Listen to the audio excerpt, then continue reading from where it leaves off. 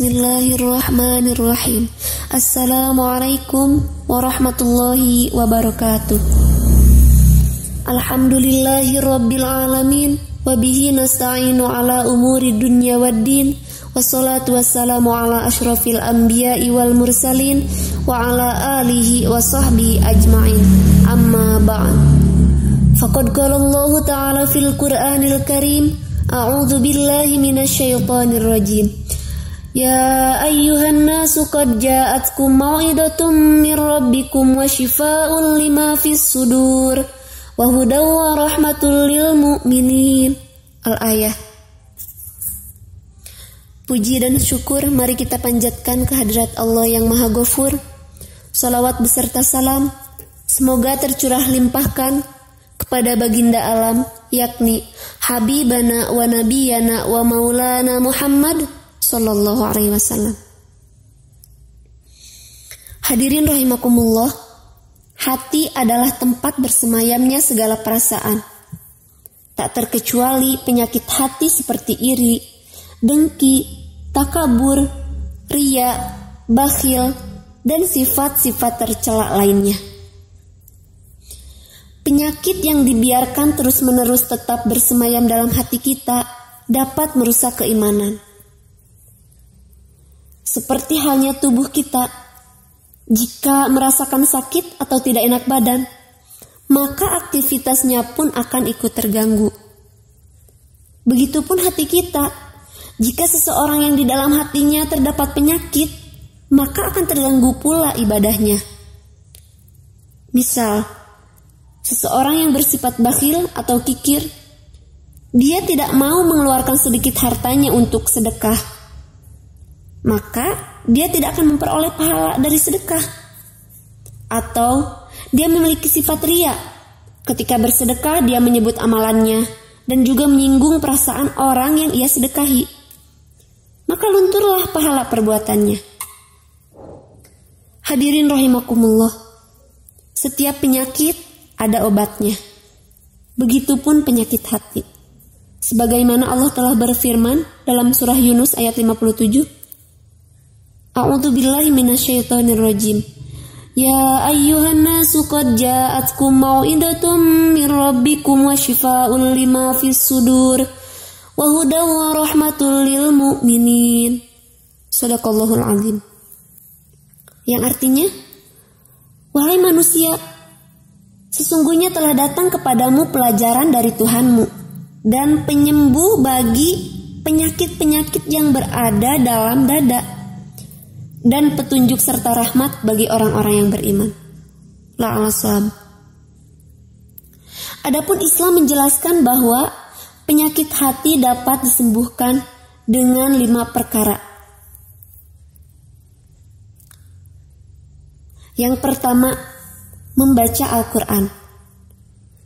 Al-Quran adalah petunjuk dan pedoman hidup bagi umat muslim, yang juga merupakan obat hati bagi setiap hati yang kotor. Ketika membaca Al-Quran, hati akan menjadi tenang, tentram, damai. Dan dengan membaca makna atau dengan memaknainya, kita akan semakin memahami kandungan dari Al-Quran. Hadirin rahimakumullah, membaca Al-Quran adalah obat yang paling mujarab ketika hati kita sedang resah. Allah berfirman, A'udzubillahi minasyaitonir rajim, wa nunazzilu minal qur'ani ma huwa shifaa'un wa rahmatul lil mu'minin wa la yazidudz zalimina illa khasara. Shadaqallahul azim. Yang artinya, dan kami turunkan dari Al-Quran sesuatu yang menjadi penawar dan rahmat bagi orang-orang yang beriman. Dan Al-Quran itu tidaklah menambah kepada orang-orang yang zalim selain kerugian. Obat hati yang kedua yaitu Qiyamul Lail. Qiyamul Lail adalah fi'lul ibadah, mengerjakan atau beribadah kepada Allah dalam bentuk apapun, salah satunya yaitu salat malam. Salat malam adalah salah satu obat hati yang memiliki banyak keutamaan. Ketika hati kecewa, sedih, atau resah, dirikanlah sholat, dekatkanlah diri kepada Allah. Kita bisa mengadu kepada Allah dalam keheningan, bercerita akan masalah hidup kita, dan memohon pertolongannya. Hadirin rahimakumullah, pada sepertiga malam Allah menurunkan rahmatnya ke muka bumi. Maka dari itu, doa yang dipanjatkan pada sholat malam seperti anak panah yang melesat tepat kepada sasaran. Dengan rajinnya mendirikan sholat malam dapat melembutkan hati kita dan menjauhkan dari penyakit hati. Yang ketiga yaitu zikir kepada Allah. Zikir berarti mengingat. Dengan kita berzikir berarti kita mengingat Allah. Dengan berzikir dapat membuat hati kita menjadi tenang. Ketika kita selalu berzikir, yang artinya kita selalu mengingat Allah, maka hati kita akan jauh dari penyakit hati. Yang keempat yaitu libatnul khala, mengosongkan perut. Dengan memperbanyak puasa merupakan salah satu cara dalam mengendalikan hawa nafsu.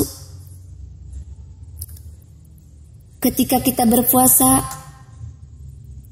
tahan amarah, perbanyak berzikir kepada Allah, maka puasa kita menjadi salah satu obat hati yang dapat membuat kita tenang dan menjauhkan hati kita dari penyakit hati. Yang terakhir yaitu mujalasatus sholihin, berkumpul dengan orang-orang soleh. Hadirin rahimakumullah, lingkungan juga sangat berpengaruh terhadap perangai seseorang. Jika kita sering bergaul dengan orang yang jauh dari Allah, maka tidak menutup kemungkinan kita juga akan jauh dari Allah. Dan hal tersebut dapat menyebabkan penyakit hati yang dapat merusak keimanan kita. Jika kita berkumpul dengan orang soleh, maka kita pun akan terhindar dari hal-hal yang buruk.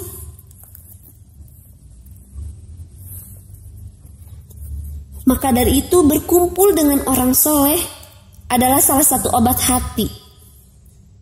Karena kita dapat saling mengingatkan dalam kebaikan. Sebagaimana Allah telah berfirman, A'udzubillahi minasyaitonirrajim. Wasbir nafsaka ma'al ladzina yad'una rabbahum bil ghadati wal 'ashiyyi yuriduna wajhah. Wala ta'du aynaka anhum turidu zinatal hayatid dunya wala tuti' man aghfalna qalbahu an dzikrina wattaba'a hawahu wa kana amruhu furuta. Shadaqallahul adzim. Yang artinya, dan bersabarlah kamu bersama-sama dengan orang-orang yang menyeru Tuhannya di pagi dan senja hari, dengan mengharap keridhoannya. Dan janganlah kedua matamu berpaling dari mereka, karena mengharapkan perhiasan dunia. Dan janganlah kamu mengikuti orang yang hatinya telah kami lalaikan dari mengingat kami, serta menuruti hawa nafsunya. Sungguh yang demikian itu keadaannya melewati batas. La'ala shawab. Hadirin rahimakumullah, itulah obat hati yang wajib kita ketahui agar kita mampu selalu mengamalkannya dalam kehidupan kita, sehingga menjauhkan hati kita dari segala penyakit hati yang membuat hati kita menjadi kotor. Hati kita hanya kita yang tahu. Bahkan ketika kita pura-pura baik, jika itu hanya kebohongan semata, diri kitalah yang akan merasakannya pula. Merasa hampa dan kosong di dalam hati kita, tak tenang dalam hidup, dan selalu merasa ada yang hilang. Hadirin rahimakumullah, jika penyakit hati telah ada dalam hati kita, janganlah kita berputus asa. Sungguh Allah menunggu hamba-hambanya yang mau kembali ke jalannya. Semoga kita terhindar dari penyakit hati, amin. Mungkin cukup sekian yang dapat saya sampaikan. Kurang lebihnya mohon maaf. Billahi taufiq wal hidayah. Assalamualaikum warahmatullahi wabarakatuh.